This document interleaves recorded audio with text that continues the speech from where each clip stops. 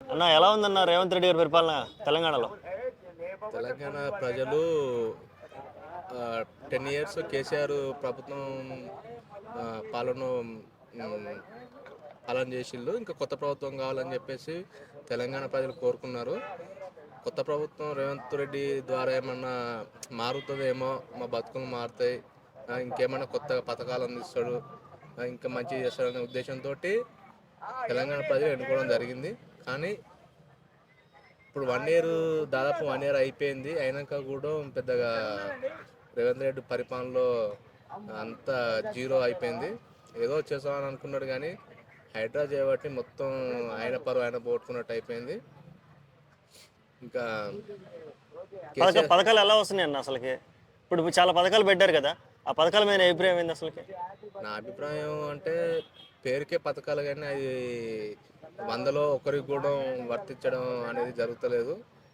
ఇంకా ఏదో పేరుకు నేను అనౌన్స్ చేస్తున్నా, నేను ఇస్తా, రేపిస్తా, మాపిస్తా అని చెప్పుకుంటూ పోవడం తప్ప కానీ పెద్దగా ఇచ్చింది అయితే ఏం లేవు.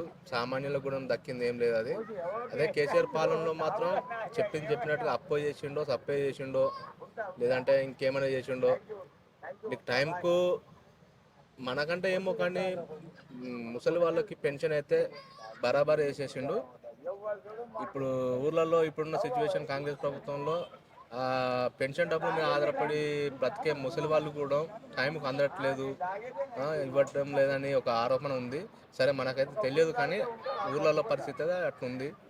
ఇంకా కేసీఆర్ ఉన్నప్పుడు మాత్రమే బాగా పరిపాలన చేసిండు. ఇంకా నిధులు కానీ, పెన్షన్స్ కానీ, కొన్ని అభివృద్ధి పథ కార్యక్రమాలు కానీ అనేది బాగా జరిగాయని చెప్పేసి నేను చెప్తాను. ఓకే, ఇప్పుడు కేసీఆర్ గారు కూడా మళ్ళీ ప్రతి గ్రౌండ్ లెవెల్లో దూకే అవకాశం ఉందంటారా? నిన్న కాక మొన్న మళ్ళీ మీటింగ్ పెట్టి కార్యకర్తలతో మాట్లాడి నేను ఈసారి కొడితే మామూలుగా ఉండదంటూ చెప్పారు కదా, ఎలా ఉండబోతుందంటారు? చెప్పలేము. ఒక కాంగ్రెస్ను ఇప్పుడు బీఆర్ఎస్ నుంచి గెలిచిన ఎమ్మెల్యేలు కొందరు ఒక 4, 5, 6 దాకా కాంగ్రెస్లోకి జంప్ అయ్యారు. ఎందుకంటే మనకు అధికారం లేవు, మనం అధికారం ఉన్న పార్టీలో ఉంటేనే మనం ఏదన్నా చేయగలుగుతాం, ఫండ్స్ కానీ ఏదన్నా మన నియోజకవర్గానికి సంబంధించి ఫండ్స్ కానీ అందుతాయి అనే విధంగా కొందరు జంప్ అయ్యారు. ఆ జంప్ అయిన వాళ్ళలో కూడా ఇప్పుడు వాళ్ళకే మేము ఎందుకు వచ్చినవరా అనే విధంగా అయిపోయింది. ఎందుకంటే ఇప్పుడు కాంగ్రెస్ ప్రభుత్వం, రేవంత్ రెడ్డి ప్రభుత్వంలో అంతా ఎక్కడ చూసినా బాలే అని చెప్పేసి సిటీలో కానీ ఊళ్ళలో ఎమ్మెల్యేలు ఊళ్ళో తమ నియోజకవర్గానికి వచ్చి తిరిగి ఏం చెప్పలేని పరిస్థితి నెలకొంది. ఎందుకంటే ఏం రావడం లేదు.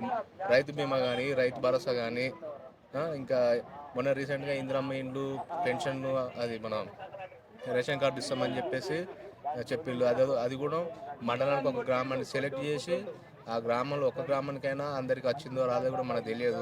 ఫస్ట్ చెప్పిందేమో మేము అందరికీ ఇస్తాం, మేము అందరికీ చేస్తాం, మేము అది ప్రజాపాలన ద్వారా అన్ని మేము సేకరించిన వివరాలు అని చెప్పిండు. మళ్ళానేమో ఇప్పుడు ఒక గ్రామానికి ఇస్తాం, ఇప్పుడు మెల్లమెల్లిగా చేసుకుంటూ పోతాం అని చెప్పేసి ఏంటంటే అది ఇప్పుడు నెక్స్ట్ సర్పంచ్ ఎలక్షన్స్ ఉన్నాయి, అది టార్గెట్ చేసుకొని ఏదో ఇది అంటే ఎన్నికల తాయిలాలు, ఒక ముక్కలో చెప్పాలంటే ఎన్నికల తాయిలాలు.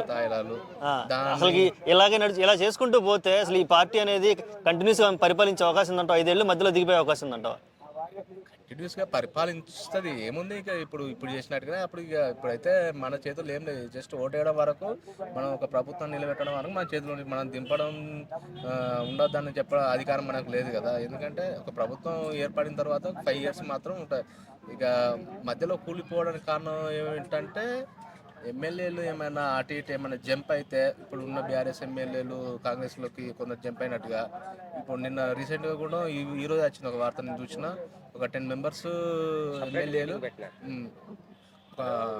ఫామ్ హౌస్లో మీటింగ్ పెట్టి ఏర్పాటు చేసుకొని మరి అది జంప్ కావడానికి సంథింగ్ ఇంకా వారు ఏమైనా ఇష్యూస్ ఉండడం వల్ల ఏమైనా పెట్టుకున్నారా, లేదంటే కాంగ్రెస్ ప్రభుత్వం నుంచి వెళ్ళి మనం జంప్ అయ్యి బీఆర్ఎస్ పార్టీలోకి పోయి బీఆర్ఎస్ కేసీఆర్ మళ్ళీ ఏమన్నా అట్లా సీఎంగా చేద్దామనే ఉద్దేశంతో పార్టీ అరేంజ్ చేసుకున్నా అనేది మాకు తెలియదు. అట్లా అయితే కావచ్చు, మన చేతుల్లో ఏం లేదు. ఎందుకంటే అంతా వాళ్ళ చేతిలో ఉంది. ఇప్పుడు ఎమ్మెల్యేలు మారితే మేము అటు పోయి వాళ్ళ ద్వారా ఆ పార్టీ నుంచి సపోర్ట్ చేస్తే బాగా జరుగుతుందని చెప్తే వెళ్ళిపోవచ్చు. ఓకే అన్న, ఓకే. ఓవరాల్గా రేవంత్ రెడ్డి గారి పరిపాలన ఫెయిల్ అంటావు.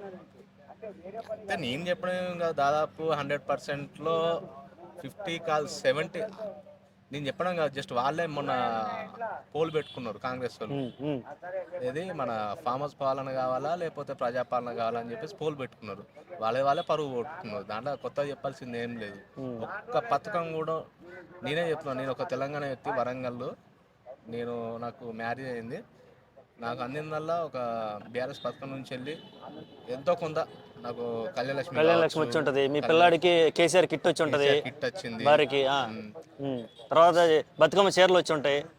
చీరల విషయం అంటే అది ఏదో సంథింగ్ ఓకే. చిన్న చిన్న ప్రోగ్రామ్ కావచ్చు. ఈ ఉన్న పథకాలలో కూడా పెద్దగా ఇప్పుడు కళ్యాణ లక్ష్మి అంటే ఇప్పుడు ఏం లేని వాళ్ళకు ఒక 1 lakh అంటే, అవును. ఇప్పుడు రేవంత్ రెడ్డి కూడా అదే చెప్పిండు, మేము గెలిస్తే ఇది తులం బంగారం ఇస్తాం అది అని చెప్పేసి అన్నారు. తులం లేదు కదా అసలు. కళ్యాణ లక్ష్మి ఉందా అసలుకి? కళ్యాణ లక్ష్మి ఇస్తా అన్నారు. కళ్యాణ లక్ష్మి ఎక్కడ వస్తుంది? రావట్లేదు కదా. రావట్లేదా? ఓకే.